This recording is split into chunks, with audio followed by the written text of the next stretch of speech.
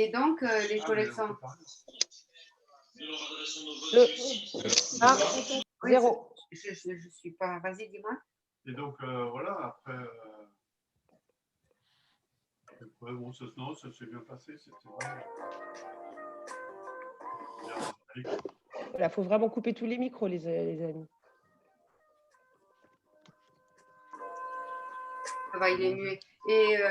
Et donc, les collègues que tu as vus, c'était qui? Julien, déjà. Marine, tu nous dis quand c'est bon? C'est bon, allez-y.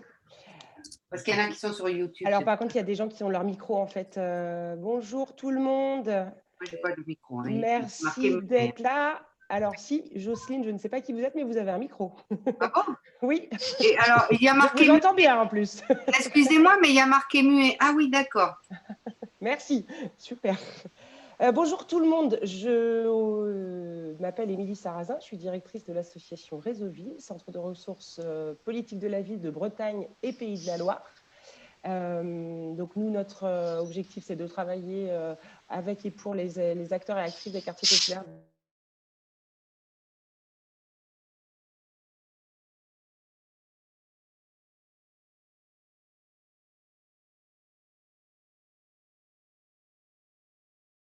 Avec des temps ressources, désolé, des temps ressources. Donc aujourd'hui, même si c'est complètement dans l'actualité, on est ravis et c'est complètement d'actualité, mais même si c'est complètement d'actualité, nous aurions abordé cette question de la laïcité. Nous sommes ravis de faire intervenir Nicolas Cadenne pour 1h30 de débat.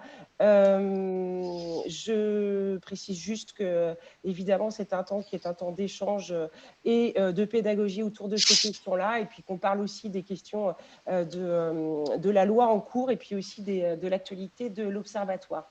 On est deux co-animateurs dans ce débat. Je vais laisser Julien prendre la parole avant de commencer à rentrer dans le vif du sujet. Et Céline, deux dernières informations. Marine nous fera un tout petit point sur les règles de modulation de ce débat.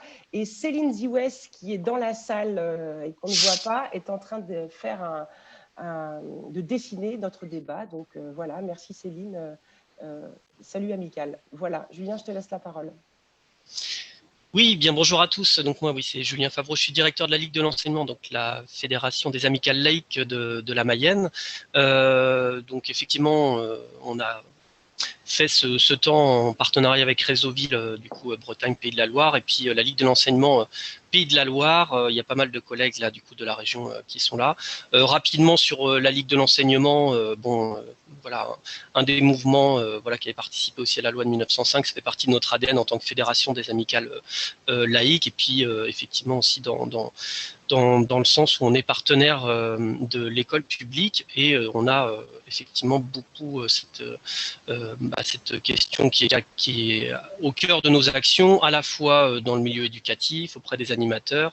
On a des malles pédagogiques, voilà, et puis des formations sur les valeurs de la République et la laïcité, auxquelles Nicolas Cadenne a participé aussi sur le programme d'animation, donc qu'on met en place régulièrement. Donc effectivement, c'est tout naturellement qu'on a fait ce partenariat avec Réseauville pour pouvoir effectivement aborder ces questions. Et comme le disait Émilie, c'est un sujet d'actualité cette semaine sur la loi sur les séparatismes, donc on abordera cette question-là. Je vous rapidement sur le déroulé en fait on va laisser la parole tout de suite à Marine pour les règles de modération. Après, on aura un temps que je vais animer qui va plutôt être sur le dernier bouquin de Nicolas Cadenne, voilà, qui a été écrit. J'imagine que certains d'entre vous ont pu l'avoir, justement, sur En finir avec les idées fausses sur la laïcité, pour revenir un petit peu sur la loi de 1905 également. Et puis après, du coup, Émilie reprendra la parole plutôt sur le dernier rapport sur de l'Observatoire, et puis sur la loi sur les séparatismes, et puis après on vous donnera la parole pour les questions, et je laisse la parole à Marine pour la modération. Bonjour à toutes et tous et bienvenue sur ce déjeuner avec Nicolas Cadenne, cette mise en débat. Quelques règles pour la modération de cette heure et demie qu'on va passer ensemble. D'ores et déjà vous dire que ce temps d'échange est enregistré est diffusé sur la chaîne YouTube de Réseauville sera du coup en rediffusion. Vous pouvez le regarder ensuite ou le faire suivre. C'est pour cette raison qu'on vous demande de couper vos caméras pour éviter notamment les droits à l'image et également de couper les micros, notamment pour éviter les interférences. Par exemple, là, j'ai un écho. Je pense qu'il y a quelqu'un que je n'arrive pas à trouver qui doit avoir un micro encore ouvert. Si elle peut le fermer, je vous en remercie pour faciliter l'écoute de tout à chacun et de chacune. Comment ça va se passer cette heure et demie d'échange? On vous a prévu en 2 séquences. Une première séquence où Julien, Émilie vont interviewer Nicolas et Nicolas va nous partager ses points de vue, son savoir au regard de l'actualité, de qui il est, de ses derniers écrits. Se redire pour les règles de l'échange, on est effectivement en distanciel, mais c'est les mêmes qu'en présentiel. On vous invite à une attention dans l'écoute, une intention dans les questions que vous allez poser, alors uniquement en chat, et je me chargerai avec l'équipe, avec l'ensemble des équipes aussi en coulisses, notamment l'équipe de Réseauville que je remercie. On se chargera de retranscrire vos questions au mieux et nous nous excusons d'ores et déjà des imperfections s'il y en avait. Je pense que je vous ai donné les règles principales, mais il ne me reste plus qu'à vous souhaiter un beau temps d'échange à toutes et tous. Et Émilie, je te laisse la main avec Julien. Ouais, ben, c'est plutôt à Julien de prendre la parole pour ce premier temps. Donc, Julien, je t'en prie. Voilà, donc premier temps, vraiment sur la laïcité et déjà peut-être si vous voulez vous présenter, Nicolas, voilà, avant qu'on puisse rentrer dans le vif du sujet par rapport à la fois au grand principe de la loi de 1905 et puis ce dernier bouquin. Donc si vous voulez vous présenter brièvement. C'est à vous, Nicolas. Micro de Nicolas. Voilà, excusez-moi, mon micro était bloqué. Bonjour à tous. Merci beaucoup pour cette invitation. Donc, me présenter. Donc, Nicolas Cadel, je suis le rapporteur général de l'Observatoire de la laïcité depuis 2013, c'est-à-dire depuis l'installation de cet observatoire qui a été créé en fait en 2007 par Jacques Chirac, mais qui n'avait pas été installé par Nicolas Sarkozy, qui a été installé par Jean-Marc Ayrault et François Hollande, et ensuite confirmé par Emmanuel Macron et Édouard Philippe. Donc c'est le deuxième mandat de l'Observatoire de la laïcité, dont le terme arrive à échéance en avril prochain. Donc j'en suis le rapporteur général. L'Observatoire de la laïcité étant une commission consultative placée auprès du Premier ministre, transpartisane, composée de parlementaires de l'opposition comme de la majorité, composée de hauts fonctionnaires qui représentent les différents ministères et administrations centrales, composée aussi de personnalités reconnues pour leurs travaux sur le sujet, donc des sociologues, des juristes, des philosophes, des anthropologues, des représentants du monde du travail, des élus, etc., des conseillers d'État, etc., et qui a pour 4 principales missions. D'abord, de conseiller le gouvernement, ensuite de faire un état des lieux précis de ce qui fonctionne et ce qui ne fonctionne pas, ensuite d'informer le grand public et de répondre à toute sollicitation du grand public, de se déplacer sur le terrain, on se déplace énormément, et puis enfin de former. Donc on a effectivement conçu tout un tas de plans de formation, et le plus connu, et on l'a co-conçu, c'est le plan de formation Valeurs de la République et laïcité, et effectivement, donc forcément je connais bien, évidemment. Donc voilà pour une rapide présentation, moi-même étant juriste de formation. Voilà. Bien, merci. Alors, c'est vrai que c'est un plaisir. Moi, j'ai eu le plaisir d'être formé sur les valeurs de la République et laïcité via l'outil pédagogique. C'est vrai que c'est un vrai plaisir de pouvoir animer avec ça. Donc, vraiment, un grand merci là-dessus. C'est vraiment un outil qui est précieux d'un point de vue pédagogique, à la fois sur le volet juridique et sur le volet historique sur la laïcité. Donc c'est vrai que c'est un outil qui est précieux dans nos mouvements pour pouvoir faire des animations. Et j'ai eu le plaisir encore d'animer là pendant 2 jours en décembre grâce à ce kit-là. Donc c'est vrai que c'est un outil précieux. Est-ce que vous pouvez nous dire les grandes lignes? Alors c'est un peu bateau comme question, mais bon, même s'il y a des personnes a priori qui sont pas mal initiés par rapport aux participants, mais nous dire en 5 minutes les grandes lignes de la loi de 1905. Alors c'est toujours un peu compliqué en 5 minutes, mais voilà, de prendre 5 minutes pour recontextualiser. Oui, bien sûr. Alors, les grandes lignes de la loi de 1905 ou de la laïcité, ça dépend de quoi on parle. C'est pas tout à fait la même chose, même si la loi de 1905 définit pour l'essentiel le cadre juridique de la laïcité. La laïcité en déborde un petit peu. Il y avait avant la loi de 1905 les lois laïques à l'école qui ont instauré l'école publique gratuite et laïque. Donc, d'abord, sur la laïcité, il faut rappeler, pour faire très simple, que c'est le principe qui, vis-à-vis des convictions, va permettre la parfaite déclinaison des valeurs républicaines.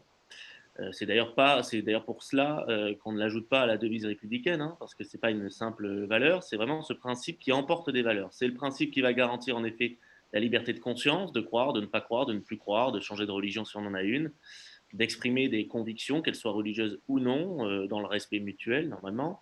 Ensuite, c'est le principe qui va garantir l'égalité, l'égalité de toutes et tous devant la loi, devant les services publics, devant l'administration publique, quelles que soient leurs convictions, quelle que soit leur religion éventuelle. On est tous traités exactement de la même façon par l'État qui est neutre et impartial, séparé des religions. Et puis enfin, c'est ce principe qui va garantir le respect des convictions d'autrui, des croyances éventuelles, qui va permettre aussi la citoyenneté commune, c'est-à-dire que quelles que soient nos convictions ou croyances éventuelles, on est à égalité de droits et de devoirs, et donc qui concourt à l'idéal républicain de fraternité.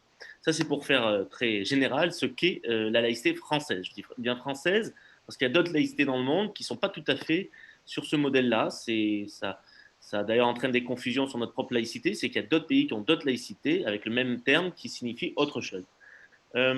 Après, juridiquement, la loi de 1905, en fait, elle est une loi de séparation. Elle sépare les églises, c'est-à-dire les cultes, de l'État. De là, elle impose, mais par conséquence, la neutralité de l'État et de l'administration publique, de par cette séparation avec les organisations religieuses. Et puis, en premier point, c'est le premier article, évidemment, elle rappelle qu'elle garantit la liberté de conscience et donc la liberté de culte, la liberté d'exprimer des convictions, comme je l'ai dit. Et ensuite, elle organise, en particulier l'article 4 et suivant, les associations cultuelles, ce qu'on appelle les associations cultuelles, qui donc ont la charge d'exercer, de gérer le culte. Elle rappelle que donc, pour gérer un culte, on doit se mettre normalement en association cultuelle, loi 1905, distingue donc de l'État qui ne s'immisce pas dans l'organisation interne de ces cultes pour autant. Bon, à l'époque, la loi de 1905 est refusée par l'Église catholique qui ne peut pas l'appliquer. Vatican refuse cette loi parce qu'elle considère qu'elle est inique et que la séparation n'est pas acceptable avec l'État. Et c'est pour cela que le législateur a légiféré à nouveau en 1907 et 1908 pour permettre à des associations qui font du culte de se mettre en 1901, de ne pas se mettre en 1905 forcément, et pas forcément en 1905. C'est pour ça qu'aujourd'hui, il y a des associations qui gèrent du culte qui ne sont pas qu'en 1905, mais qui sont en 1901, parce que l'Église catholique avait refusé la loi 1905. Et c'est aussi légiféré aussi pour permettre aux catholiques de continuer à aller dans leur lieu de culte, les églises, que l'Église ne voulait pas récupérer dans des associations loi 1905, mais le législateur a quand même autorisé, bien sûr, à ce que les fidèles continuent à aller dans leur lieu de culte, qui du coup sont restés à la charge de l'État et des collectivités locales, puisque l'Église n'a pas voulu les récupérer, puisqu'il refusait le principe de séparation. Et c'est pour ça d'ailleurs qu'encore aujourd'hui, vous le savez, beaucoup d'églises sont à la charge des communes ou de l'État pour les cathédrales, parce que l'Église catholique à l'époque n'avait pas voulu les récupérer dans des associations loi 1905. Et puis cette loi, elle instaure aussi une police des cultes, en gros. Ça rappelle que lorsque il y a trouble à l'ordre public, eh bien alors il peut y avoir sanction, condamnation. C'est la limite de la liberté d'exprimer des convictions religieuses. C'est le trouble à l'ordre public. Il y a aussi un article 31 important qui rappelle qu'on ne peut pas faire de pression sur autrui pour lui interdire de participer à un culte ou pour l'obliger à exercer un culte ou pratiquer telle ou telle religion ou de telle ou telle façon. Voilà pour faire rapide sur la laïcité. Bien, merci. Alors, en préparant cette conférence, en visioconférence, on reprenait votre dernier ouvrage, du coup, voilà, qui était aussi en partenariat, en tout cas soutenu par la Ligue des droits de l'homme, Solidarité laïque et puis la Ligue de l'enseignement. Du coup, on se posait la question sur le titre, en finir avec les idées fausses sur la laïcité. Alors effectivement, en regardant, il y a 95 idées reçues à chaque fois, donc c'est une idée préconçue, une idée reçue sur la laïcité, et puis à chaque fois c'est faux, et donc voilà, donc on se posait la question à la fois du choix du bouquin, Pourquoi ce titre-là? Et en même temps, pourquoi il y a autant d'idées reçues sur la laïcité? Alors, sur le choix du bouquin et ce titre, bon là, c'est une collection aux éditions de l'Atelier qui commence par En finir avec. Mais pour autant, il y avait nécessité, à mon sens, et je crois au sens de beaucoup, de faire un recueil de toutes les idées fausses, en effet, qui se répandent couramment sur la laïcité, parce qu'on parle très souvent de laïcité. La laïcité, qu'est-ce que c'est? Donc là, j'en ai rappelé une rapide définition juste avant. Eh bien, il n'empêche qu'il y a d'innombrables confusions autour de ce grand principe républicain qui partent de la réponse que chacun va donner à cette question, la laïcité, qu'est-ce que c'est?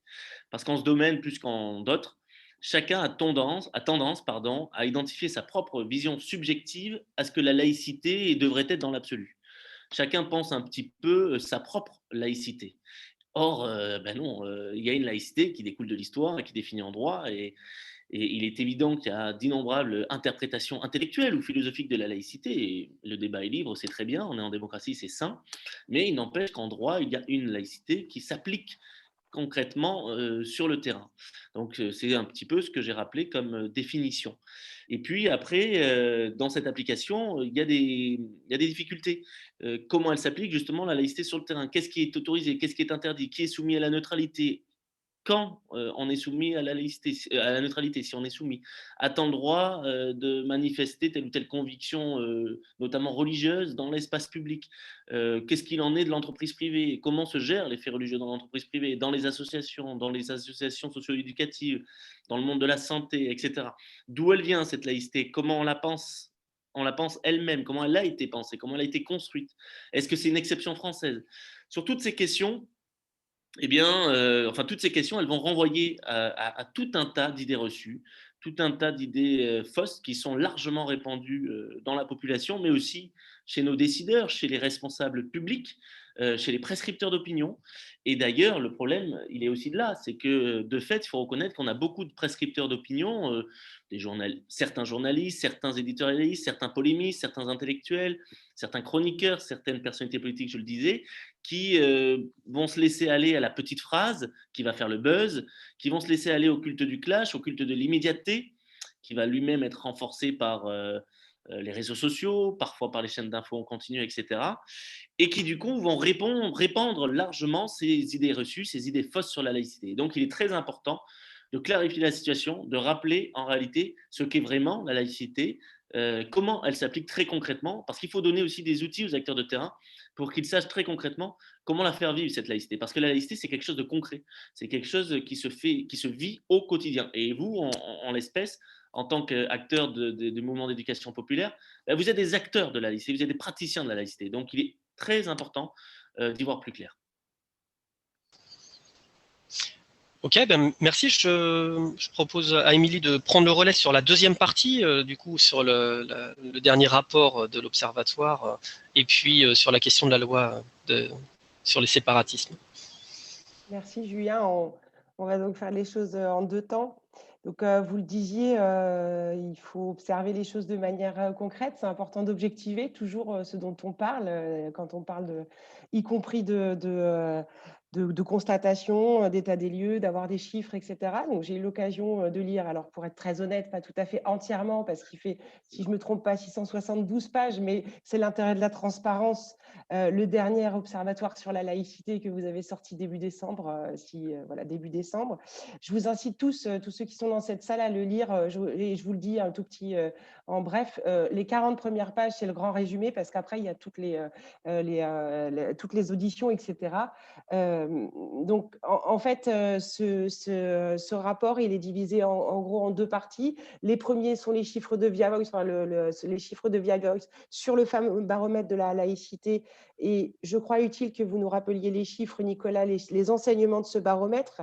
Et ma première question est donc, au-delà de nous raconter les chiffres de 2019-2020. Peut-être, est-ce qu'il y a eu changement? Est-ce qu'il y a eu des changements notables? Est-ce qu'on voit une évolution? Parce que l'intérêt d'un baromètre, c'est de la comparaison. Est-ce qu'il y a des choses qui sont intéressantes de votre point de vue sur cette question du baromètre? Et puis, dans un deuxième temps, et je vous incite aussi à lire, il y a les 20 propositions d'action, en tout cas à mettre en place au regard de ce baromètre. Et ma question toute particulière qui s'adresse à vous, Nicolas, c'est est-ce que vous pourriez nous décliner quelques-unes qui pourraient être élémentaires? Alors, je sais qu'il y en a 20, c'est qu'elles sont toutes essentielles, mais en tout cas, qui pourraient être élémentaires, notamment pour celles et ceux qui travaillent dans les quartiers prioritaires de la politique de la ville. Bien sûr, bien sûr. Donc, je vais commencer par cette enquête d'opinion, ce baromètre annuel qu'on a fait avec Grey Voice et aussi au départ avec le GSRL au CNRS. Le GSRL, c'est le groupe Société, Religion et Laïcité, qui était à l'époque dirigé par Philippe Portier, aujourd'hui par Sébastien Fath, et qui est composé d'universitaires spécialistes de la thématique. On l'a fait avec eux au départ. On a réfléchi et pensé les questions avec donc, les membres de l'Observatoire et le GSRL au départ, parce que vous le savez, sur les sondages d'opinion, en particulier en ce qui concerne la laïcité, il y a vraiment tout et n'importe quoi. Il faut être clair. Il y a des sondages qui ne veulent absolument rien dire, qui sont très mal posés et qui sont remplis de biais. Je ne citerai pas lesquels, mais c'est assez affligeant là-dessus. Et typiquement, la première question quand on demande l'attachement des Français à la laïcité, si vous ne définissez pas la laïcité, ça n'a pas grand sens, puisque comme je le disais tout à l'heure, chacun a une interprétation très différente de ce qu'est la laïcité. Mais c'est pareil sur des questions beaucoup plus sensibles. Bref. Alors, ce que rappelle ce sondage, et d'ailleurs là on vient de recevoir les chiffres de la dernière édition qui sera rendue publique très prochainement et qui confirme à peu près toujours les mêmes tendances, c'est quand même qu'évidemment, les Français expriment un attachement fort à la laïcité une fois qu'on a rappelé, et précisément rappelé en droit ce qu'est la laïcité. 74% des Français se disent tout à fait attachés à la laïcité. Je crois que c'est à peu près pareil, ou 75% cette année. Et là, ce qui est intéressant, c'est que plus les Français connaissent le droit en vigueur, plus ils se déclarent attachés à la laïcité telle que définie par le droit. Ensuite, on peut rappeler qu'il y a quand même des clivages générationnels et sociaux qui sont forts, beaucoup plus forts que les clivages selon les convictions en réalité. Si vous faites juste par conviction, vous pourrez avoir des clivages, mais ils sont beaucoup moins importants que les clivages générationnels et sociaux, et même que les clivages de genre, ce qui est assez surprenant. Par exemple, il faut savoir que 83% des cadres se déclarent attachés à la laïcité, quand seulement 60% des ouvriers s'y déclarent attachés. C'est aussi lié au fait que la laïcité ne va pas être la priorité, va arriver derrière d'autres priorités pour certaines catégories socio-professionnelles. En ce qui concerne les protections garanties par la laïcité en pratique, là aussi, là, il y a des clivages sur le coup entre croyants. Il faut savoir là sur le coup que les Français de confession musulmane, par exemple, vont se sentir moins protégés par la laïcité en pratique que les catholiques. Il y a aussi là sur le coup un clivage difficile à expliquer selon le genre, puisque vous avez à peu près 25 à 30%, 27%, 28% des femmes qui vont considérer que ça les protège, quand vous avez 37, 35 à 40% des hommes qui le considèrent. Après, on constate que les Français sont demandeurs d'une meilleure application de la laïcité, puisqu'en fait, la plupart, enfin une majorité relative, a considéré que la laïcité est plus ou moins bien appliquée selon les services publics, selon les autorités, mais qu'elle n'est pas toujours bien appliquée en pratique. Et ils demandent aussi, ils sont demandeurs d'une plus grande pédagogie, notamment de la part des prescripteurs d'opinion, puisque là, on constate que la majorité des Français considèrent que la laïcité est instrumentalisée par des personnalités politiques, et une majorité des Français considèrent aussi que la laïcité est trop souvent associée à des polémiques et uniquement à des polémiques. D'ailleurs, beaucoup aussi de Français considèrent qu'on ne parle de laïcité qu'à travers l'islam. Voilà. Et alors, point très important, c'est que si une majorité des Français considèrent que la laïcité, en théorie, rassemble, et c'est évident, en théorie, quand on rappelle la laïcité telle que je l'ai définie, elle ne peut que rassembler normalement. En revanche, seulement 19% des Français, je crois que c'est à peu près pareil cette année, c'est peut-être 20%, des Français estiment que la laïcité en pratique rassemble. Et donc là, ça confirme un échec de la République en acte, comme on dit, et du fait que dans la pratique, la laïcité n'est pas suffisamment bien appliquée pour rassembler le plus grand nombre. Et puis, un dernier point, c'est que majoritairement, les Français ne souhaitent pas de modification, en tout cas pas de modification substantielle de la loi du 9 décembre 1905 concernant la séparation des églises et de l'État. Voilà pour les principaux enseignements de ce sondage, mais il y en a d'autres, hein, on pourra y revenir. Et concernant les préconisations de l'Observatoire, donc il y en a 20 principales. La première, évidemment la plus importante, de loin, c'est de renforcer la mixité sociale, partout, dans l'habitat et à l'école, collège, lycée, évidemment. Parce que quand il n'y a pas assez de mixité sociale, eh bien, il y a la constitution de communautés relativement homogènes qui peuvent être porteuses d'un risque de pression sociale, et notamment religieuse, sur des habitants, et donc qui va mettre à mal la cohésion sociale, et même parfois le principe de laïcité lui-même. Donc là, il y a besoin de mélanger beaucoup plus qu'on ne le fait, évidemment, la population.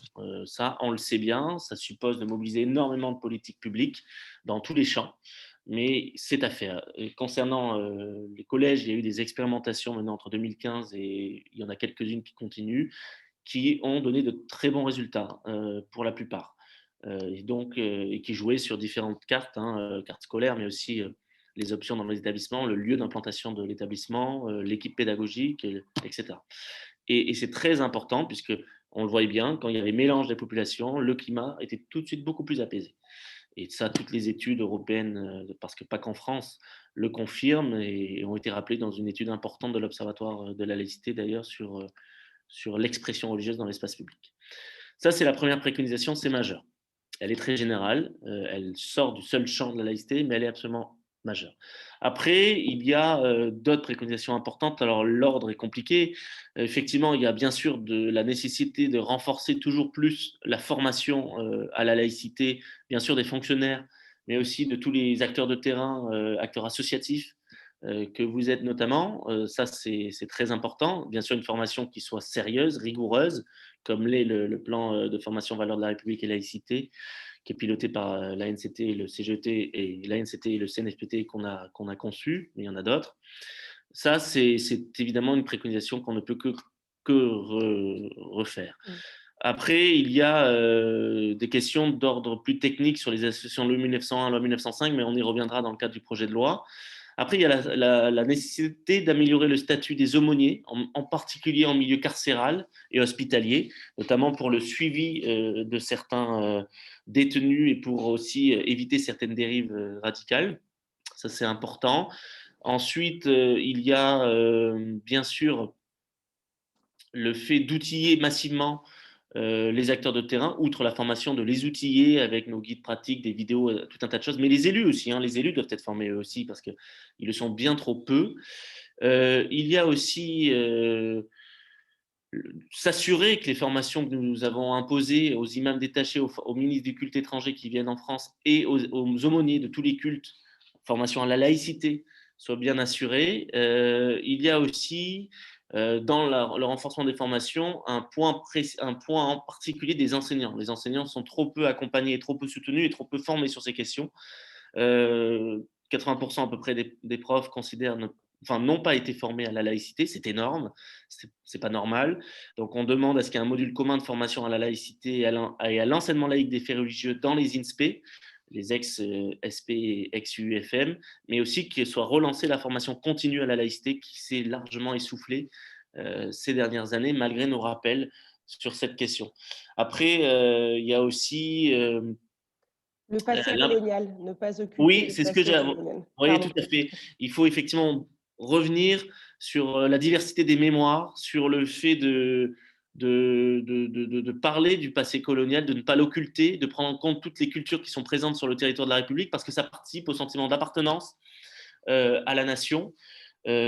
Aujourd'hui, beaucoup de jeunes Français vont se sentir français, mais pas forcément perçus comme français, parce que justement, on n'intègre pas dans notre histoire commune, dans l'éducation nationale, dans notre culture, dans les médias, certaines cultures qui viennent d'ailleurs, mais qui participent à la culture commune française.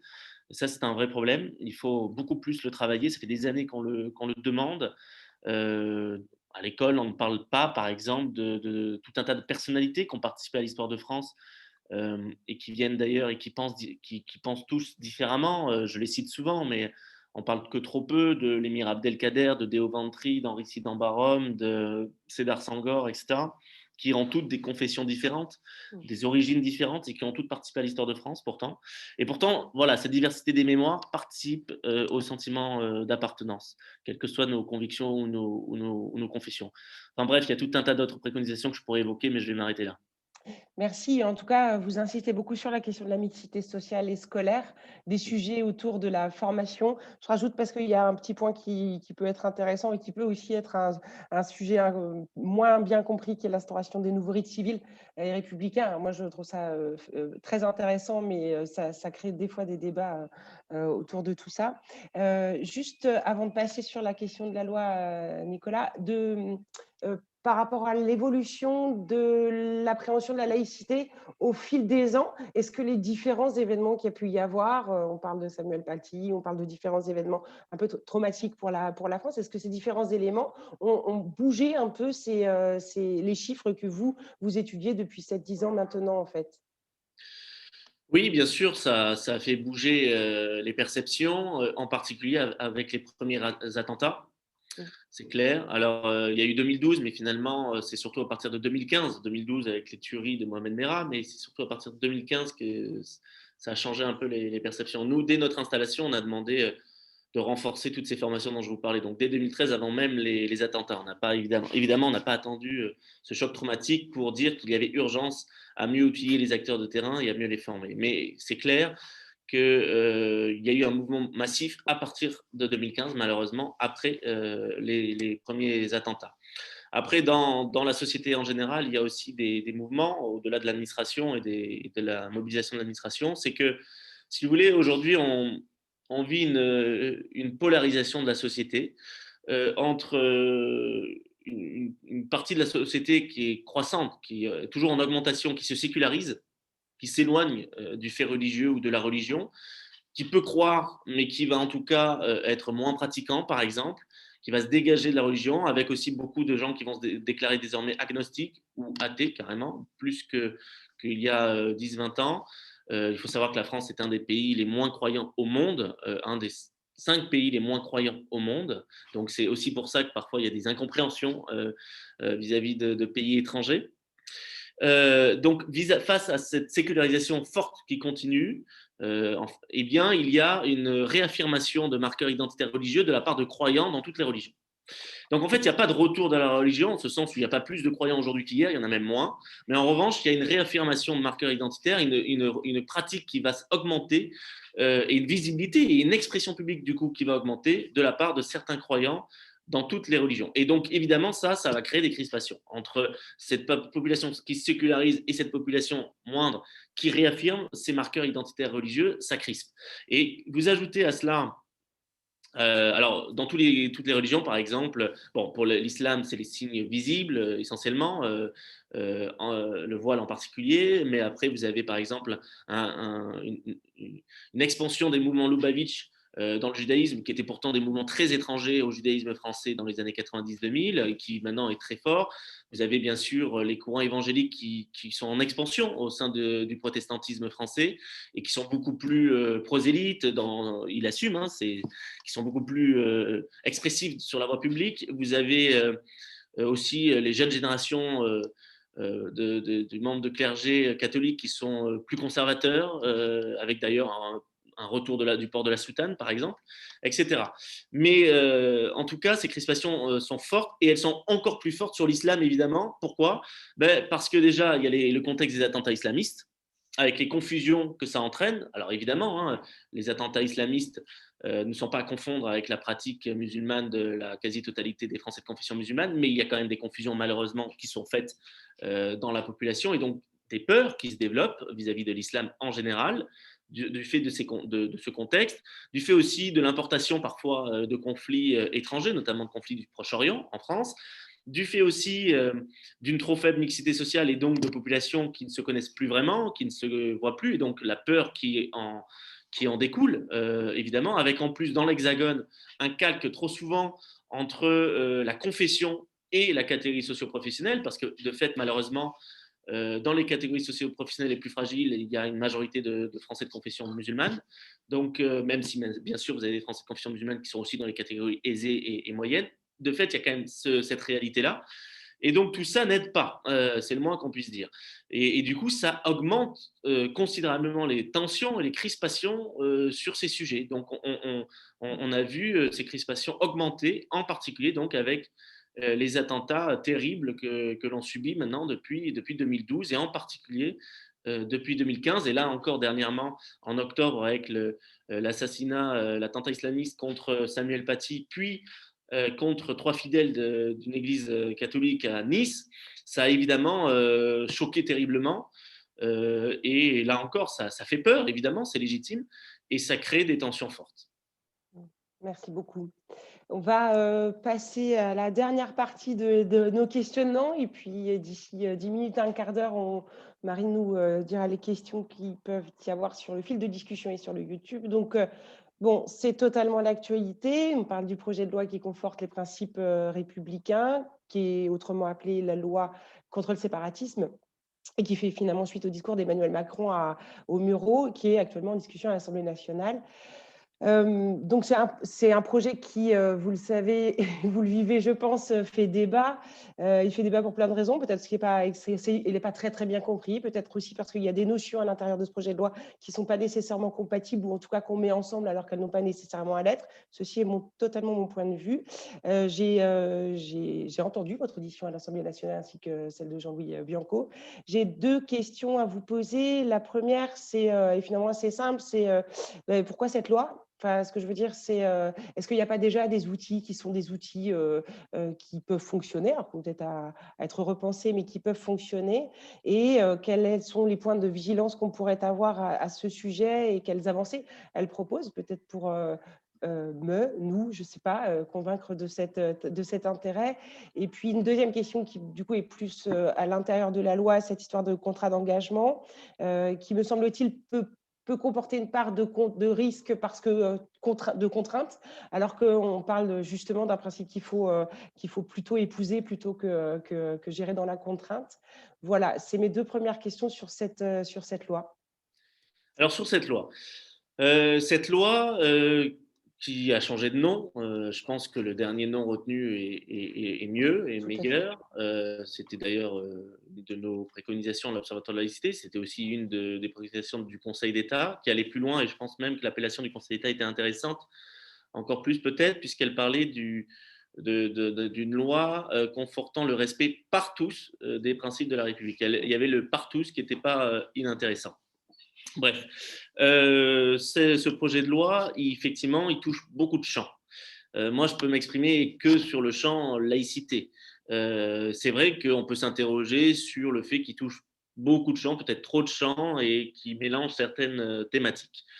Concernant la laïcité, il reprend notamment des préconisations de l'Observatoire de la laïcité qui, du coup, je ne vais pas dire l'inverse, sont à mon sens utiles et intéressantes. C'est qu'en fait, justement, j'en ai dit un mot tout à l'heure dans l'histoire, il cherche à revenir à l'esprit de la loi de 1905 en faisant en sorte que toutes les associations qui font du culte soient en 1905, soient en statut loi 1905, c'est-à-dire association cultuelle. Or, ce n'est pas le cas, je vous l'ai dit, parce que l'Église catholique a refusé à l'époque, les législateurs ont légiféré en 1907 et 1908, et notamment donc pour permettre à ce que des associations loi 1901 gèrent du culte. Et ça crée clairement un peu de désordre, de la confusion, puisque vous allez avoir des associations qui vont faire du culturel, du social, de l'éducatif et en même temps du culte. Donc, ça, c'est pas forcément très sain dans ce mélange des genres. Et c'est pour ça qu'il est pertinent, à notre sens, de faire en sorte que quand on fait du culte, on est en loi cultuelle, en loi 1905, en association cultuelle. Et c'était un des objectifs premiers de ce projet de loi. Donc là-dessus, il reprend nos préconisations, un avis qui date de 2016, pour faire simple, en gros, en mettant toutes les contraintes qui pèsent sur les lois 1905 sur les associations loi 1901 quand elles font du culte, sans leur donner le moindre avantage qui est permis en statut loi 1905. Donc, il n'y aurait plus aucun intérêt, normalement, à être en loi 1901 pour faire du culte, puisqu'on n'en aura pas les avantages, on n'aura que les désavantages. Que les inconvénients. Que les inconvénients. Ça, c'est pour la clarté des choses. Ensuite, on avait aussi préconisé un renforcement de certains contrôles. Parfois, ça supposait simplement l'application de la loi qui n'a jamais vraiment été pleinement appliquée. Les contrôles faits par Bercy n'ont jamais été vraiment faits. Parfois, il fallait quand même aller un peu plus loin, même si c'est vrai que c'est un peu pesant pour les associations cultuelles, mais c'est important d'avoir plus de transparence sur certains financements. Après, pour autant, on a un point de vigilance là-dessus, c'est qu'on trouve qu'il y a un article du projet de loi qui va presque trop loin sur ces contrôles et qui du coup va casser potentiellement l'attractivité du statut loi 1905 qu'on cherche au contraire à rendre normalement très attractif. Notamment le fait de reconnaître la qualité culturelle par le préfet, alors qu'avant c'était automatique, et de le renouveler tous les 5 ans. Ça, c'est très lourd pour les associations cultuelles et ça peut conduire des associations à ne pas vouloir se mettre en loi 1905 pour ne pas être enquiquinées par le préfet. Donc ça, c'est discuté en ce moment. Nous, effectivement, là-dessus, on a un point de vigilance. Ça, c'est pour l'aspect technique. Après, il y a d'autres aspects techniques. Par exemple, nous, c'est pas dans la loi pour le moment, mais nous, on préconisait, c'est que le bail amphithéotique administratif, c'est-à-dire en gros, c'est un contrat de location qui va permettre aux mairies de louer un local pour en faire un lieu cultuel, que ces baux amphithéotiques administratifs ils puissent être reconduits ou rachetés par l'association culturelle à la fin. Parce que sinon, ça redevient une charge à la charge de la collectivité locale. Et puis en plus, les cultes n'ont pas envie du coup de passer ce bail parce que sinon, ils se disent après, ça va revenir à la collectivité, à la mairie, ce ne sera plus à moi. Bon, ça, c'est des choses purement basiques. Il y a aussi les garanties d'emprunt qui peuvent permettre de faire construire un lieu de culte avec la garantie d'emprunt par la collectivité locale. Ce n'est pas inintéressant ça parce que c'est des préconisations qui, à notre sens, vont éviter des recours au financement étranger. Et ça, c'est très important. Typiquement, à Angers ou Montpellier, vous avez un risque de vente d'une mosquée au Royaume du Maroc parce qu'ils n'ont plus de sous. Avec ces systèmes-là, ça évite l'ingérence de pays étrangers. Bref, ça, c'est des aspects techniques. Après, sur le contrat d'engagement, nous, on n'était pas très favorable au terme contrat. Parce qu'en fait, ce n'est pas un contrat.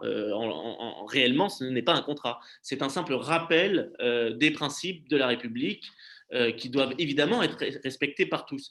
Nous, on n'est pas du tout défavorable à ce qu'on rappelle ces principes. C'est important que les associations soient bien cadrées là-dessus, ce rappel du respect nécessaire des principes de la République. Après, voilà, on préférait parler d'engagement républicain plutôt que de contrat, parce qu'en effet, ça peut rebuter un certain nombre par la simple appellation de ce document, qui en fait n'est pas un contrat, mais un rappel des droits et devoirs de chacun. Après, on est très content que le projet de loi ait été modifié sur un point important, c'est qu'on parle maintenant de respect des principes de la République et pas des valeurs. Et ça, nous, on avait mis un point de vigilance auprès du gouvernement. On ne souhaitait pas garder le terme valeur, parce que valeur, c'est très subjectif, très, très subjectif, et ça aurait pu conduire une autorité publique à retirer un agrément à une fédération ou à retirer une subvention à une association, parce que, aux yeux de cette autorité publique, telle association ou telle fédération ne respectait pas les valeurs. Mais les valeurs telles qu'interprétées par l'autorité publique. Et ça, c'est pas bon. On est dans le subjectif. Donc, en restant sur principe, c'est mieux parce que les principes, c'est défini en droit. Et donc, on ne peut pas avoir du discrétionnaire. On ne peut pas avoir une appréciation subjective de la part d'une autorité publique vis-à-vis d'associations ou de fédérations. Et ça, c'était un vrai danger. Mais heureusement, le gouvernement a changé ce terme et nous pensons que c'est une très bonne chose. Après, effectivement, il va falloir faire attention quant au respect de la liberté associative sur certaines rédactions de certains articles, quant au respect, bien sûr, de la liberté d'informer aussi sur un autre article, mais là, ça sort un peu du champ de la laïcité. Et puis après, il y a la question aussi de l'instruction à domicile, en famille, où nous, on était favorable à un renforcement de ces contrôles, parce que de fait, on avait pu constater qu'il y avait des écoles clandestines de fait qui pouvaient se constituer ici ou là. Pour autant, on ne peut pas totalement l'interdire, car la liberté d'enseignement est de valeur constitutionnelle. Donc là aussi, il s'agit de trouver le bon équilibre rédactionnel. Merci Nicolas. Je crois qu'il y a plusieurs questions. Je n'ai pas du tout le temps de les regarder, donc je vais laisser Marine prendre les questions. Juste dire qu'il y en a une sur YouTube. Est-ce que la loi sur le séparatisme peut donner un moyen juridique de combattre les dérives sectaires? Finalement, ça ne touche pas beaucoup les dérives sectaires. Ça y revient peu, même s'il y a des articles qui, à la marge, peuvent les toucher. Ça y revient assez peu. Après, il faut être honnête sur ce point. Je pense que l'urgence, c'est d'abord d'avoir des moyens financiers et humains sur ça, notamment au sein de la Miviludes, qui est maintenant intégrée au ministère de l'Intérieur. Il est très important de garantir des moyens financiers et humains conséquents parce qu'effectivement, on l'a peut-être, collectivement, on l'a peut-être sous-estimé, mais il y a un retour, clairement, de dérives sectaires et de mouvements sectaires. Dans la continuité, pour rester sur cette loi et les questions qu'elle pose dans les échanges, deux questions principales que je vais regrouper. La première sur la question du statut associatif. Donc, à la fois, on nous demande de préciser la distinction entre le statut associatif loi 1905, association cultuelle, et celui de la loi 1905. Est-ce que vous pouvez préciser les avantages et inconvénients de l'un, de l'autre, effectivement, en quoi ça vient garantir la laïcité? Il y avait une question en ce sens.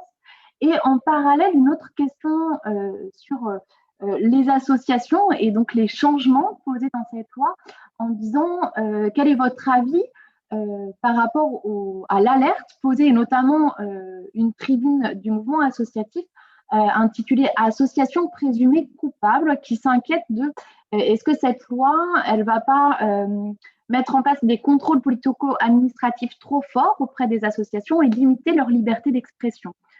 Première question sur cette loi, sur le statut associatif. Deuxième question sur cette loi, je pose deux questions, puis après on reviendra sur d'autres questions qui ont été posées, sur le contexte sociétal dans lequel cette loi s'inscrit. Manifestations nombreuses, violences policières, loi sur la sécurité globale. Quid du coup de ce que ça produit de construire une loi comme celle-ci dans ce contexte-là, notamment au vu des mesures posées dans le rapport, ou comment on ne vient pas créer de rupture démocratique sur une loi qui viendrait poser l'inverse normalement. Bien sûr. Alors, pour répondre, d'abord rapidement sur la loi 1901, loi 1905, pour faire simple. La loi 1901 est très générale, très libre, normalement. Hein, le statut de la loi 1901 est très libre et général. Le statut de la loi 1905 donne des avantages aux associations donc, cultuelles qui gèrent le culte. Quand on est en 1905, on ne peut qu'exercer le culte. Eh bien, ces avantages sont des avantages fiscaux pour l'essentiel. Et ces avantages, du coup, ne sont pas possibles pour les lois 1901. Mais il y a des contraintes aux lois 1905, c'est des contrôles plus stricts, on va dire, pour faire simple, qui désormais donc seraient étendus aux lois 1901 qui font du culte. Pour qu'en gros, il n'ait pas les avantages, il n'ait pas les avantages fiscaux, mais ils aient les inconvénients des contrôles fiscaux. Ça, c'est pour faire rapide. Ensuite, concernant la question, c'était sur, voilà, sur le contrôle des associations. Justement, je crois qu'il y avait une vraie crainte si on était dans la subjectivité du texte, avec le terme notamment valeur. Je crois que là, déjà, on n'est plus trop sur cette subjectivité-là. Après, pour autant, effectivement, il faut rester très vigilant quant à la rédaction de certains articles pour effectivement éviter qu'on ait une immixtion trop forte de l'État et de l'autorité départementale qui est le préfet dans le fonctionnement interne des associations. Donc, effectivement, nous verrons bien la discussion parlementaire qui est en cours, qui va vite, parce que c'est en procédure accélérée, mais il est vrai qu'il y a sans doute nécessité de vigilance, de faire preuve de vigilance auprès des parlementaires, pour que les parlementaires, en effet, ne déposent pas des amendements ou n'écrivent pas une loi qui soit beaucoup trop intrusive, j'allais dire, sur la vie associative. Ça, c'est vrai qu'il y a un risque, puisque c'est un projet de loi qui parle et qui traite notamment de ces questions-là. Après, concernant le contexte politique, effectivement, c'est tendu. L'Observatoire était plutôt partisan de faire passer les dispositions dont je vous ai parlé tout à l'heure, notamment sur loi 1901 loi 1905, via des textes parallèles, sans forcément faire un texte, un bloc qui traite de toutes ces questions, parce qu'on craignait, en effet, d'avoir un débat beaucoup trop tendu et du coup d'avoir tout un tas de surenchères avec la crainte d'une loi d'émotion. Donc pour le moment, le projet de loi est plutôt bien rédigé après l'avis du Conseil d'État et d'autres organismes comme le nôtre. Mais il est clair qu'il faut être vigilant sur la discussion parlementaire, bien sûr, parce que le contexte politique et médiatique ne va pas forcément aider au rassemblement et à l'apaisement, c'est clair. On le voit bien, hein, il y a tout un tas d'amendements qui sont dans une totale surenchère, dans une volonté d'extension considérable, par exemple, du principe de neutralité, qui aurait des conséquences sur les associations d'ailleurs, en imposant une neutralité générale et absolue pour tout le monde, avec les conséquences aussi en termes de service public si on leur demande par ailleurs d'appliquer un service public ou si on étend la notion de service public à toute mission d'intérêt général. Ça a des conséquences juridiques considérables. Donc, ce n'est pas adopté pour le moment et c'est heureux. Mais il est clair qu'il y a tout un tas d'amendements de surenchère auxquels il ne faudra surtout pas céder. Donc, oui, il faut être vigilant parce qu'on est dans un contexte qui n'est pas idéal pour avoir une loi parfaitement consensuelle et de rassemblement. Merci Nicolas pour ces premiers éléments de réponse. Alors, un deuxième package de questions autour alors déjà de lectrice attentive du kit Valeurs de la République et laïcité qui demande de préciser dans ce kit qu'il est indiqué liberté de religion égale liberté de conscience et liberté de culte. Est-ce une erreur? Qu'est-ce que la liberté de religion, la liberté de conscience, la liberté de culte? Première question. Si du coup sur le package je continue, une deuxième question nous a été posée, alors je reprends dans l'ordre, excusez-moi, sur du coup en quoi la laïcité et les libertés qu'elle pose viennent protéger les personnes qui souhaitent porter leur signe religieux.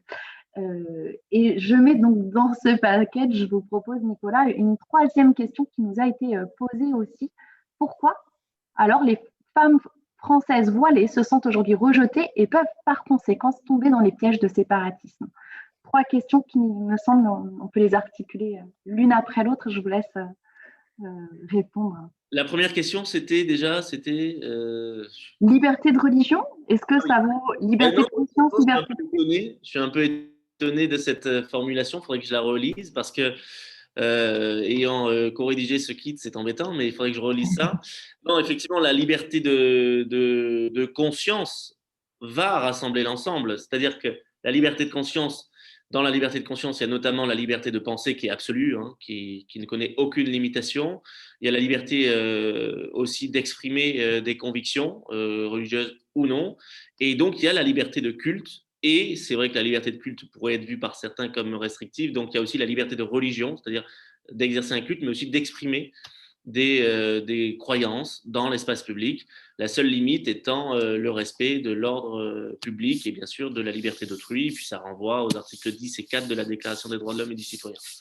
Concernant la deuxième question, sur la protection que garantit la laïcité pour porter des signes religieux, ben oui, effectivement, la laïcité, et ça c'est trop souvent peu compris, n'impose pas la neutralité à tout le monde.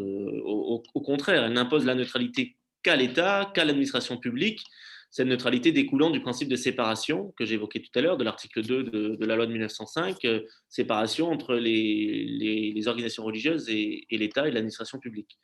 Mais en revanche, pour ceux qui n'exercent pas de mission de service public, pour ceux qui donc sont des simples citoyens ou des usagers, ils sont évidemment libres d'exprimer des convictions et de porter des signes religieux, ça, il n'y a pas de problème.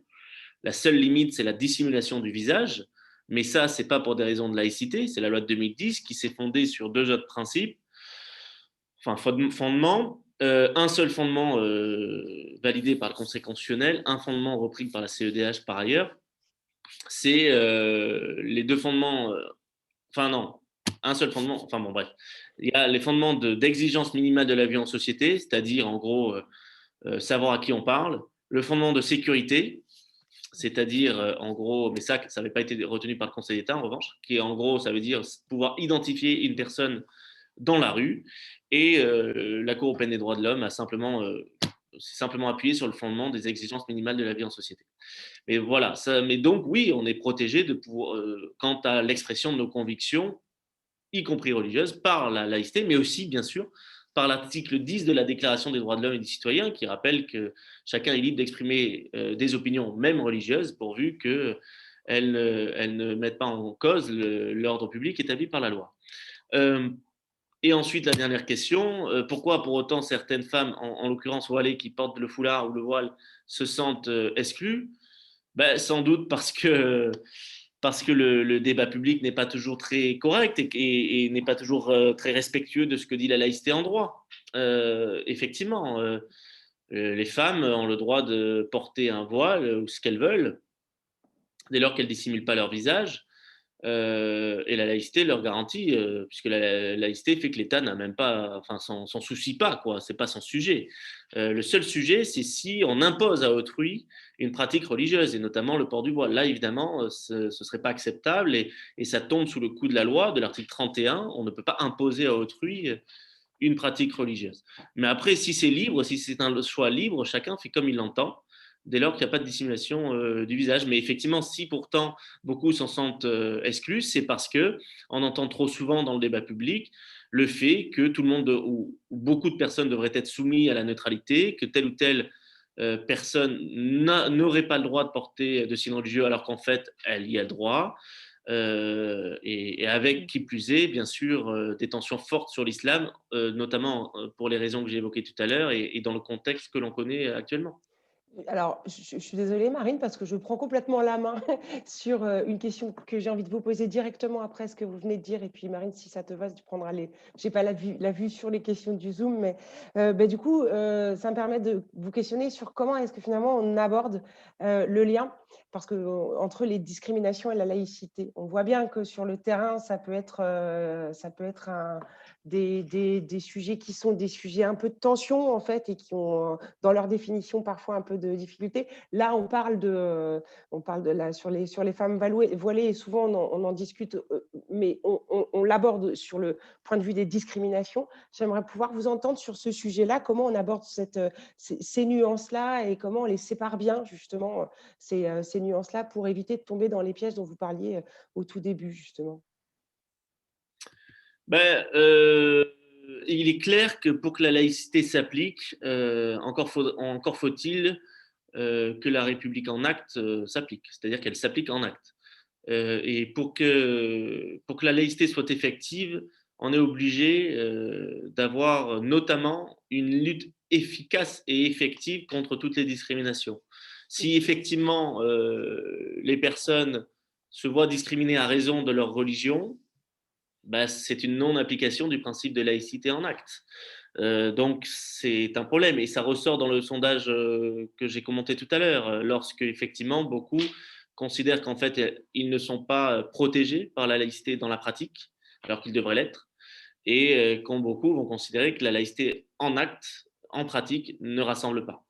Donc, oui, là, je ne peux qu'acquiescer à ça. C'est une affirmation, en réalité. C'est une évidence. Nous, on a de cesse de le dire. Si on veut que la laïcité vive pleinement et soit pleinement partagée et chérie par tous, ben, il faut qu'elle s'applique pleinement.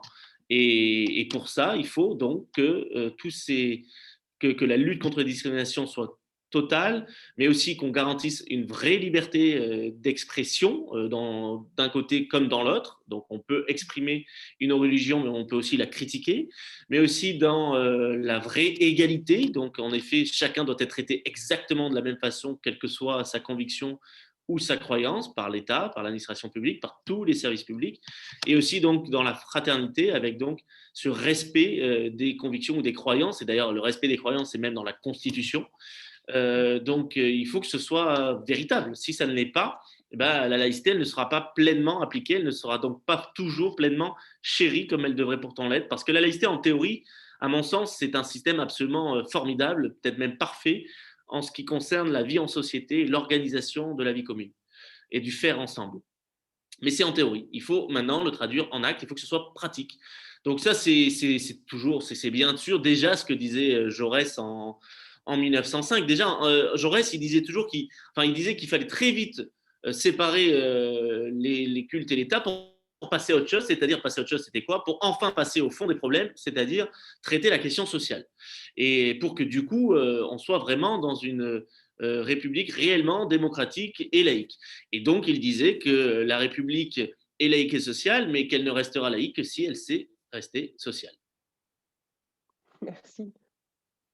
Marine.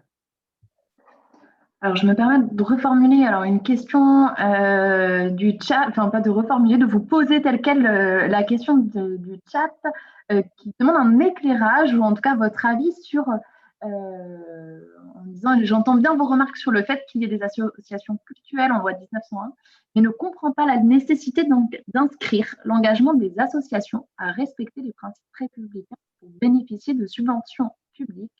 Si je me réfère à l'article 6 des assos, il demande un éclairage sur cette question. L'article 6 qui existe déjà.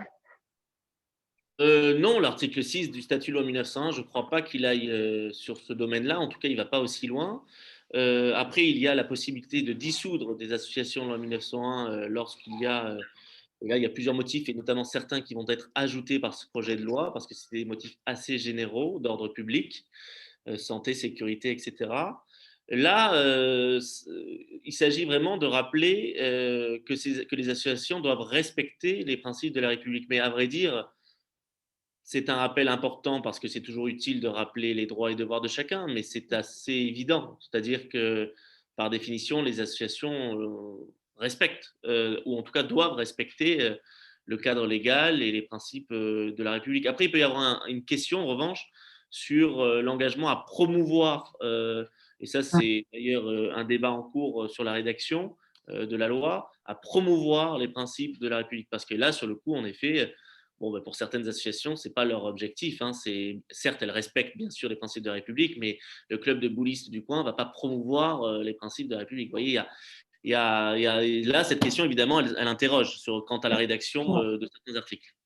Pour préciser, peut-être il est demandé justement des précisions sur quels sont ces principes républicains qui permettraient de valider ou d'invalider l'attribution de subventions. Justement, on a demandé des précisions là-dessus. Bien sûr, le Conseil d'État a proposé des formulations qui sont intéressantes. C'est l'égalité entre les femmes et les hommes, c'est le respect de la dignité humaine, c'est quoi d'autre déjà? C'est le refus des discriminations. C'est des choses assez, sur le coup, intéressantes et plutôt carrées. En droit, défini en droit. Donc, mais effectivement, dans la première mouture, il y avait une absence d'identification et ça posait problème.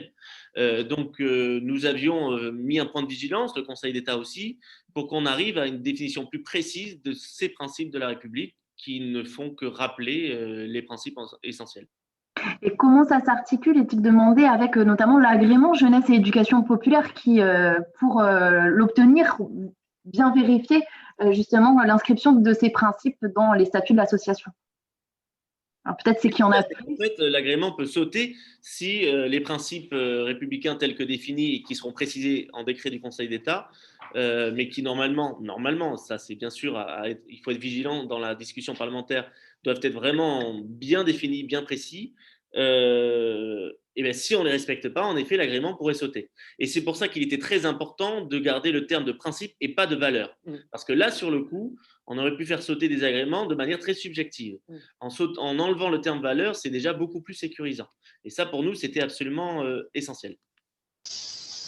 Il était question également sur les fédérations sportives, les fédérations reconnues par l'État, du passage de la tutelle à un régime de contrôle. C'était dans les textes de loi, je ne sais pas si vous pouvez en dire plus, toujours sur cette question des fédérations qui seraient agréées, je ne sais pas, sur un régime de contrôle. Je ne sais pas si vous aviez cette… Comme ça sort de notre champ, j'ai un peu zappé sur les fédérations sportives. J'avoue que là, je ne saurais plus vous répondre sur la tutelle ou le contrôle.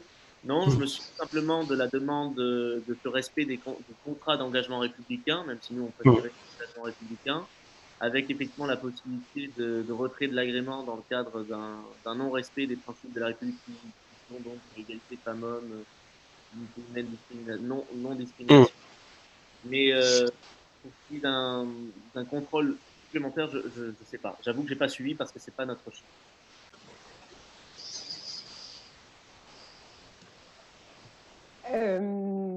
Je ne sais pas si Marine a d'autres questions, enfin, j'imagine que si, mais moi j'en ai une petite de YouTube là.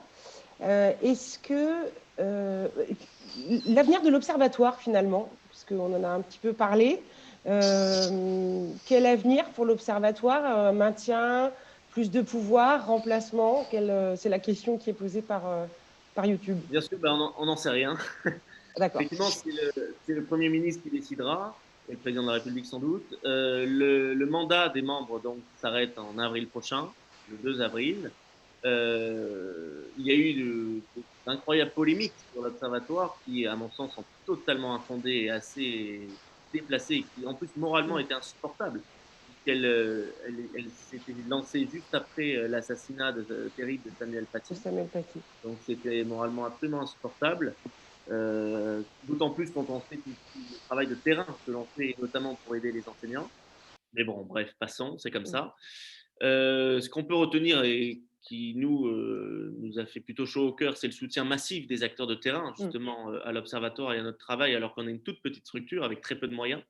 Donc, soutien massif des associations historiques de la laïcité, dont la Ligue de l'enseignement, mais aussi de plein d'autres mouvements d'éducation populaire, soutien de beaucoup d'associations d'enseignants, soutien des syndicats majoritaires dans l'éducation nationale ou dans d'autres secteurs médico-sociaux, etc. Donc, et puis soutien aussi des universitaires spécialistes du sujet, etc. Donc là, au niveau de ces soutiens des praticiens de la laïcité, c'était très réconfortant. Après, je l'ai dit tout à l'heure, il y a des interprétations multiples de la laïcité dans le débat public, et il y a de fait des prescripteurs d'opinion qui sont plutôt favorables à ce qu'on appelle une nouvelle laïcité, une laïcité qui ne se conforme pas à celle qui aujourd'hui est définie par notre droit, pour l'essentiel depuis 1905, et qui voudrait changer la laïcité. Et ceux-là, en effet, sont en opposition frontale avec l'Observatoire, puisque l'Observatoire a effectivement toujours défendu le droit et la laïcité telle qu'elle découle de notre histoire. Donc là, il y a une opposition, c'est clair. Nous ne sommes pas favorables à bouleverser l'équilibre laïque, notamment la loi de 1905, quand d'autres le sont. Et c'est aussi pour ça, je crois, qu'on a été attaqué, puisque sinon, sur le fond, sur nos avis, on n'a jamais été attaqué, puisqu'on ne fait que rappeler le droit, et toutes les juridictions les plus importantes ont toujours confirmé nos avis. Après, maintenant, pour la suite, il y a toutes les options. Les ministères qui participent aux travaux de l'Observatoire, a priori, sont plutôt très partisans du maintien de l'Observatoire. Mais il y a des personnalités qui ne sont pas pour ce maintien, y compris politiques. Nous verrons bien ce que décide le Premier ministre et le Président de la République. Soit il est maintenu tel quel, avec une nouvelle équipe, puisque le mandat s'arrête, soit il est maintenu, mais avec une nouvelle équipe, mais avec une orientation qui serait, à mon avis, à proscrire dans la nomination des membres, puisque ce qui est intéressant dans cet observatoire, c'est sa pluralité, avec des membres très différents, d'horizons très différents, et en plus avec des gens qui tous sont reconnus pour leurs travaux sur le sujet. Après, l'autre option, c'est qu'il soit transformé en quelque chose d'autre, avec des collèges de membres très différents, là encore, qui perdent notamment, par exemple, sa nature interministérielle, ou qui perdent sa nature transpartisane, ou l'un, ou l'autre, ou les deux, ou qui soit rattaché à un ministère, ce qui serait à mon avis négatif, puisque la laïcité concerne tous les ministères. Voilà, tout est possible en fait, tout est possible, mais en tout cas, ce qui, à notre sens, est important, c'est qu'on ne le transforme pas en un outil politicien, parce que la laïcité, c'est pas un principe au service d'une cause particulière, d'une politique. C'est un principe fondamental de notre République au service du commun. Et en aucun cas, on doit en faire un outil politicien ou idéologique. Ce n'est pas une idéologie, c'est un principe républicain de rassemblement. Donc, soyons vigilants à cela. On verra bien ce qui est décidé. Mais en tout cas, j'en profite pour remercier tout le monde pour le soutien massif des acteurs de terrain à nos actions. On sollicite votre avis par rapport à des inquiétudes sur les modalités de contrôle que vient poser cette loi, notamment sur la place que prendrait le préfet, du moins les préfets, et du coup comment ils pourraient remplacer le juge, notamment sur le sujet de la dissolution des associations. Alors là, je pense qu'on fait plutôt appel à votre regard de juriste, si vous en aviez quelques mots, quelque chose à dire pour donc l'avant-dernière question. Il y a une dernière question qui vient d'être posée sur les séquences qui ont été rajoutées au kit valeurs de la République et laïcité sur la question de la prévention de la radicalisation et comment cette loi vient compléter, en tout cas se dire est-ce que l'arsenal juridique actuel est suffisant autour de ces questions. Donc voilà pour peut-être les 2 dernières questions de la salle avant ensuite de clôturer. Avant de clôturer, je vous laisse la main. Oui, bah, effectivement, moi, un de nos points de vigilance est en effet, c'était de toute façon de rappeler l'importance du contrôle par le juge de toute décision administrative. Donc, effectivement, on verra bien comment sont rédigés au final les articles, mais il nous apparaît en effet important que c'est le juge qui ait le dernier mot. Évidemment, dans notre système démocratique, c'est ainsi que ça, à mon sens, ça doit fonctionner. Pour le moment, je pense que ce sera le cas. Après, effectivement, on verra. Là encore, il faut bien sûr être vigilant quant à la discussion parlementaire en cours. Mais oui, c'est un point de vigilance, j'en conviens. Et, et on a pu le rappeler. Et ensuite, sur l'autre point, oui, il y a eu un ajout qui a été une demande ministérielle sur la prévention de la radicalisation. Donc, nous avons souhaité que ce soit un ajout d'information, un ajout informatif et non un complément de formation globale sur la radicalisation parce qu'il ne faut pas non plus mélanger ces 2 sujets qui ne sont pas les mêmes, qui sont très distincts. Vous avez d'un côté la formation à la laïcité, de l'autre une formation à la prévention de la radicalisation, mais ce sont 2 sujets tout à fait distincts et il serait contre-productif que de les mélanger. Après, il pouvait pour autant effectivement y avoir une simple information sur la prévention de la radicalisation, sur comment se former justement et sur quels sont les signaux faibles qui devraient donc, qui supposeraient une alerte de la part d'un encadrant associatif. Voilà. Mais normalement, ça se limite effectivement à ça. Merci Nicolas pour ce rappel. Pour clôturer, peut-être à une dernière question aussi, Émilie. Je pose la question, puis je te laisse compléter, comme ça on clôturera par ces 2 questions. Nous avions une question à vous poser au regard des personnes participantes pour savoir quels seraient, à vous, Nicolas, là, vos conseils pour les acteurs de terrain. Vous venez de nommer les acteurs socio-éducatifs, les élus, les agents de collectivité. Quels conseils pour une laïcité en acte sur le terrain et une laïcité apaisée aussi, dans un dialogue apaisé sur le terrain. Émilie, tu avais une dernière question, puis on vous laisse clôturer. Oui, il y avait une petite question de Camille sur le fameux club de boulistes dont vous parliez, puisque si le club de boulistes bafoue les principes, est-ce que la collectivité, elle a le droit d'arrêter les subventions si elle considère qu'elle ne respecte pas les principes républicains? Oui, ça sera une possibilité éventuelle. Alors là encore, moi je disais sur le fait que c'est pas au club de boulistes de faire la promotion des valeurs ou des principes de la République, mais si on constate que le club de boulistes, par exemple, refuse une personne parce qu'elle est de confession musulmane ou catholique ou protestante, ce que vous voulez, ou parce qu'elle n'a pas de croyance, ou parce qu'elle est noire, ou parce qu'elle est ce que vous voulez, bah, évidemment, c'est un problème. Et donc, il n'y aura pas de subvention et il y aura même potentiellement poursuite. Donc ça, oui, c'est sûr. Je le redis, ces engagements républicains, c'est un simple rappel, hein, normalement, un rappel du cadre légal que chacun se doit de respecter. Et ensuite, sur l'autre question, le conseil que je peux donner, c'est déjà bravo, bravo parce qu'on a absolument besoin de vous. Enfin, tout le monde a besoin tous les Français ont besoin de vous et de votre action sur le terrain au quotidien. Je le redis, vous êtes vraiment des praticiens de la laïcité parce que ce sont dans ces mouvements, dans ces associations, dans ces structures qu'on accueille des jeunes, des Français de tout horizon, de toute conviction, de toute confession. Et il faut savoir gérer cette diversité et c'est important de la gérer. Et c'est important d'en faire une richesse.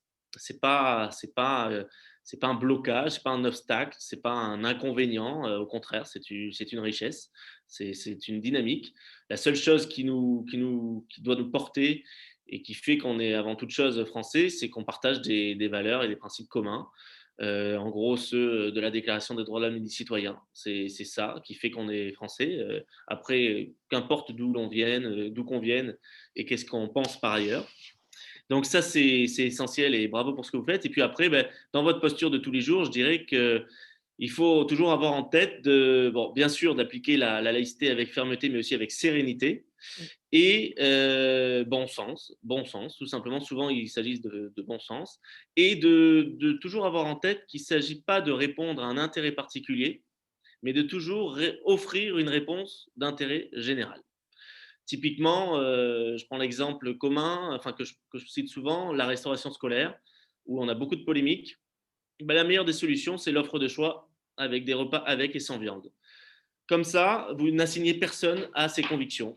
Chacun peut manger ensemble aux mêmes tables, quel que soit leur choix de menu, qui peut être un choix qui découle de confession, mais aussi de valeurs, de mentalités, de convictions diverses, et pas forcément d'une confession religieuse. On ne doit pas assigner les jeunes ou quiconque à sa conviction, sa religion. On doit simplement, et ça, c'est une offre de réponse d'intérêt général.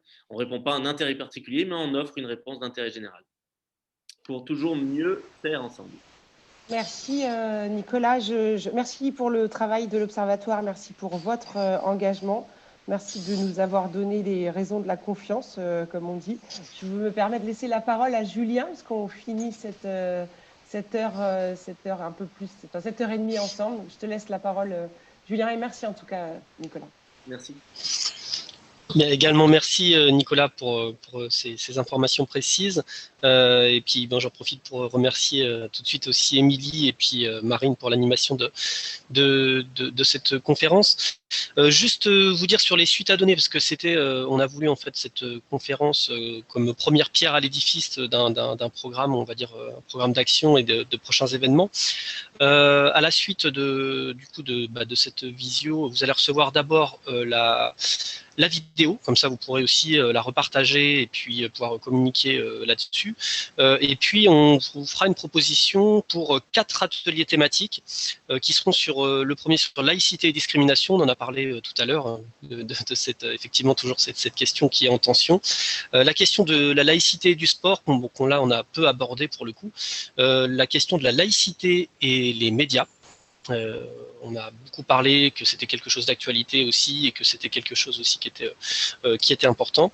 Et la laïcité et l'école, voilà, qui sera le 4e atelier, qui vont se faire entre février et mars. Donc on vous communiquera sur les dates qui seront animées voilà, par Réseau Ville et la Ligue de l'enseignement. Alors par contre, ça sera réservé aux personnes qui sont en Pays de la Loire, les acteurs qui sont en Pays de la Loire, et donc avec voilà, l'idée qui est mixité des publics, ça ne sera pas fermé en tout cas. Voilà, ça peut être des acteurs éducatifs, ça peut être effectivement des élus, et on sera sur des formats un peu plus restreints, du coup, qui seront sur 30 personnes maximum. Voilà, donc ça sera les suites un petit peu de ce débat. Je vois Émilie qui lève la main, tu voulais peut-être préciser quelque chose. Alors, il y a aussi on enverra aussi la facilitation graphique, le dessin qui a été fait par Céline, et aux acteurs bretons aussi. Oui, Pays de la Loire et Bretagne. C'est un grand débat. Merci en tout cas Nicolas Cadenne de votre intervention et de votre disponibilité. Merci, c'est normal, à disposition. Et merci à tout le monde. Merci à tout le monde pour la participation. À bientôt, au revoir. Au revoir.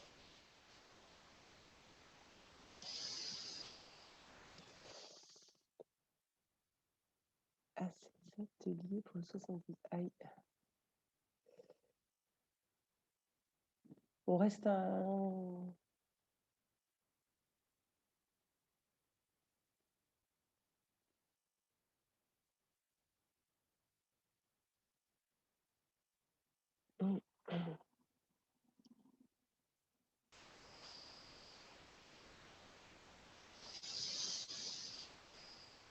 Ah, est-ce que tu peux activer Céline Ziwes?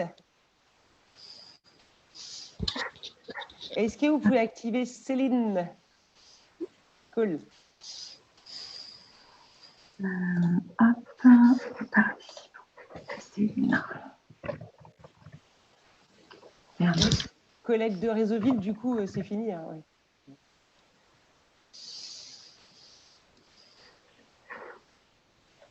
Sur le pro, je n'arrive pas à voir mes participants. Est-ce que Céline, tu as pu réactiver micro? Elle est là. Elle a l'air d'avoir le micro. Il reste encore 13 participants. Ouais, je suis en train de l'enlever au fur et à mesure parce que du coup, je ne peux pas faire enlever tout le monde. Je vais couper. Je vous remercie à toutes et tous. Et du coup, je me permets. On va clôturer cette salle d'échange et on vous remercie toutes et tous pour votre participation. Belle journée à vous.